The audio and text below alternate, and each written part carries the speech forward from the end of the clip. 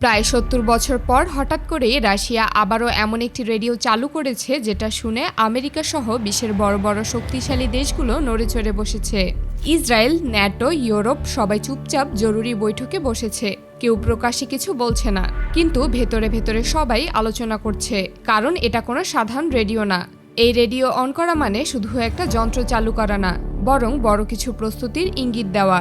আপনার মনে হতে পারে রেডিও অন করলেই বা কি আসে যায়, কিন্তু সামরিক দুনিয়ায় এর মানে একেবারেই আলাদা। ইতিহাস বলছে এই রেডিও যখনই অন করা হয়েছে তখনই বিশ্বের শক্তির ভারসাম্যে বড় পরিবর্তন দেখা গিয়েছে। কিন্তু এই ঘটনার সূত্রপাত আসলে আরও কয়েকদিন আগে। কিছুদিন আগে হঠাৎ করে আমেরিকার আকাশে দেখা যায় তাদের এক রহস্যময় বিমান। এই বিমানটাকে সবাই ডুমসডে প্লেন নামে চেনে। সাধারণ মানুষের চোখে এটা শুধু একটা বিশাল সামরিক বিমান, কিন্তু বাস্তবে এটা হলো বিশ্বের সবচেয়ে বড় উড়ন্ত কমান্ড সেন্টার। যে বিমান কেবলমাত্র আমেরিকার প্রেসিডেন্টের কথায় বের করা হয়।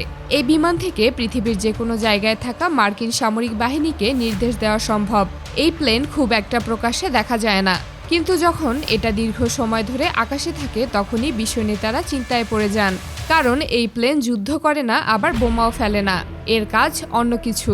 এই বিমানটি মূলত আমেরিকার প্রেসিডেন্ট আর শীর্ষ কর্মকর্তাদের জন্য তৈরি।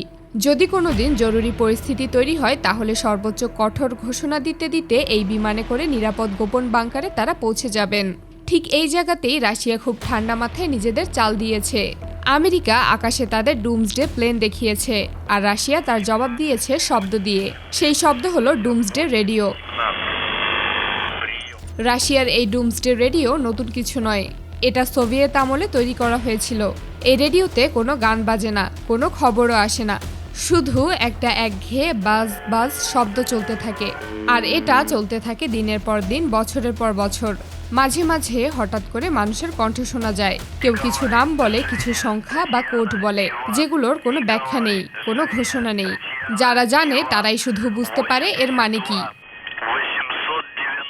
এই রেডিওর সবচেয়ে গুরুত্বপূর্ণ দিক হলো এটা খুব সাধারণ কিন্তু শক্তিশালী প্রযুক্তিতে তৈরি।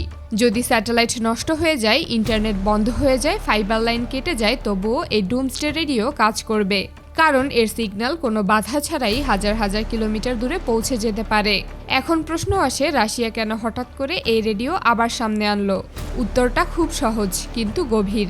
শক্তিশালী দেশগুলো সরাসরি হুমকি দেয় না, তারা সংকেত দেয়।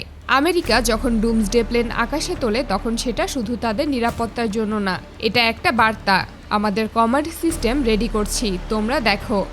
রাশিয়া সেই বার্তা বুঝেছে, আর তারা জবাব দিয়েছে নিজেদের ভাষায়। তারা বলেছে, তোমরা আকাশে প্রস্তুতি দেখাও, আমরাও আমাদের যোগাযোগ ব্যবস্থা চালু রেখেছি। এই রেডিও অন করা মানে এই নয় যে কোনো বড় সিদ্ধান্ত হয়ে গেছে। এর মানে হলো লাইন খোলা আছে। রাশিয়ার সব সামরিক ইউনিট জানে কিভাবে এই কোড শুনতে হবে, কখন কি বুঝতে হবে, আর দরকার হলে কি করতে হবে। এ কারণেই বিশ্বের বড় বড় দেশগুলো সতর্ক হয়ে গেছে। একের পর এক বৈঠক হচ্ছে, কেউ প্রকাশ্যে কিছু বলছে না, কিন্তু সবাই বুঝছে পরিস্থিতি নজরে রাখার মতো। ডুমসডে রেডিও আসলে যুদ্ধ শুরু করার যন্ত্র না, এটা এক ধরনের বার্তা।